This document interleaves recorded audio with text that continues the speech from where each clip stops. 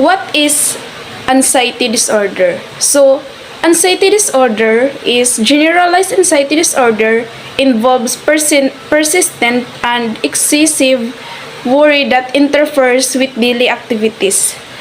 This ongoing worry and tension may be accompanied by physical symptoms such as restlessness, feeling on edge, or easily fatigue, difficulty concentrating, muscle tension, or problems sleeping. So, ang generalized anxiety disorder ay nagsasangkop ng patuloy at labis na pag-alala na nakasasagabal sa mga pang-araw-araw na gawain. Ang patuloy na pag-alala at pag-igting na ito ay maaaring sinamahan ng mga pisikal na sintomas tulad ng pagkabalisa, pakiramdam sa gilid o madaling pagkapagod, kahirapan sa pag-concentrate, pag-igting ng kalamanan o mga problema sa pagtulog. Causes of anxiety disorder. Researchers are finding that both genetic and environmental factors contribute to the risk of developing an anxiety disorder. The risk factors for each type of anxiety disorder vary. However, some general risk factors include shyness or feeling distressed or nervous in new situations in childhood. So, sinasabi dito na natuklasan ng mga mananaliksik na ang mga parehong genetic at environmental na mga kadahilanan ay nag-aambag sa panganib at nagkakaroon ng anxiety disorder. So, ang mga kadahilanang panganib para sa bawat uri ng anxiety ay nag-iiba. Ang ilang pangkahalatang panganib na kadahilanan ay kinabibilangan ng mahiyain at pakiramdam nalisa or nalilisang or kinakabahan sa mga bagong sitwasyon sa pagkabata. Generalized anxiety disorder. The main symptoms of generalized anxiety disorder is excessive worry about everyday things. It can also be accompanied by these physical symptoms. Restlessness. Ito ay pagkabalisa o hindi pagkapakali. Feeling on edge or irritable. Pakiramdam sa gilid o irritable. Being fatigued. Ito ay ang pagiging madaling mapagod. Shortness of breath. Kinakapos na paghinga. Another example is heart palpitations. Mabilis o tibok ng puso. Difficulty concentrating. Ito ay hirap mag-concentrate. Muscle tension. Pagkalamnan o pananakit ng muscle. Difficulty falling asleep and or staying asleep. Hirap makatulog. And aches, muscle aches, stomach aches, or unexplained pains. Sinasabi dito na ito ay pananakit ng ulo, pananakit ng kalamnan, pananakit ng tiyan, o hindi maipaliwanag na pananakit. Some way to manage anxiety.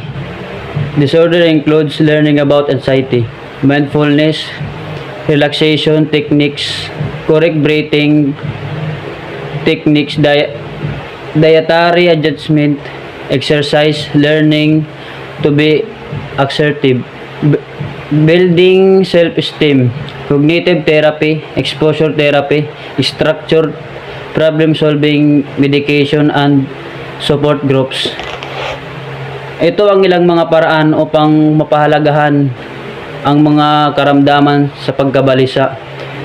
Ay kinabibilangan ng pag-aaral tungkol sa pagkabalisa, pag-iisip, mga diskarte sa pagpapahinga, tamang mga diskarte sa pagpahinga, pagsasaayos sa pandieta, at kailangan natin mag-ehersisyo at pag-aralan ng sorting pagbuo ng pagpapahalaga sa sarili. Yan yung mga cognitive therapy, exposed therapy, structure problem, solving, gamot, at mga grupo ng pagsuporta sa ating sarili. Affective disorder. Affective disorder are a set of psychiatric disorders, also called mood disorders. The main types of affective disorder are depression and bipolar disorder. Symptoms vary by individual and can range from mild to severe. Now, how do I know if I have a mood disorder? Symptoms of mood disorder: irritability, aggression, or hostility, an ongoing sad, empty, or anxious mood, changes in appetite or weight, changes in sleep patterns. And now, what are the three affective disorder? First, seasonal affective disorder occurs at certain times of the year, typically with a change of season. SAD is a type of depression characterized by a recurrent seasonal pattern with symptoms lasting 4 to 5 months out of the year. Second, persistent depressive disorder, a long-term form of depression that causes feelings of sadness, emptiness, and often hopelessness. Third, disrupted mood dysregulation disorder, a diagnosis used for children and teenagers, a condition in which children and adolescents experience ongoing irritability, anger, and frequent intense temper outbursts, in short, bad mood. And now, we will know what causes affective disorder. Environmental factors, stressful life changes such as the death of a loved one, chronic stress, traumatic events, and childhood abuse are major risk factors for the development of a mood disorder. Later on in life, especially depression. Lastly, can affective disorder be cured? Treatment for seasonal affective disorder may include light therapy, psychotherapy, and medication. If you have bipolar disorder, tell your healthcare provider and mental health professional.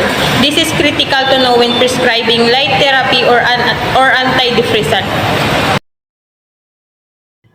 Somatoform disorder, also known as somatic symptoms disorder, or a group of psychological disorder in which a patient experiences physical symptoms that are inconsistent with or cannot be fully explained by any underlying general medical or neurological condition.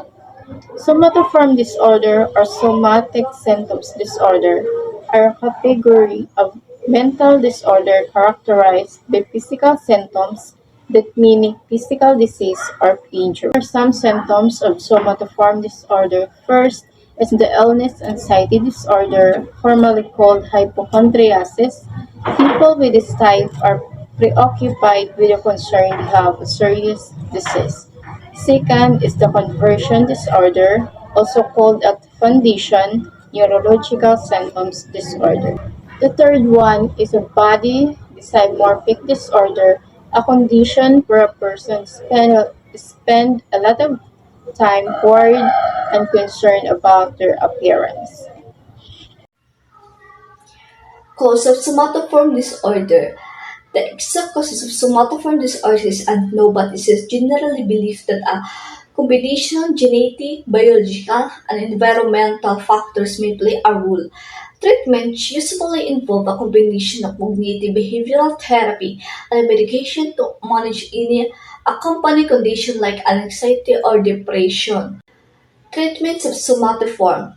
Treatment for somatoform disorder often involves cognitive behavioral therapy, which can help change the thinking and behavior of individual to those the perception of symptoms.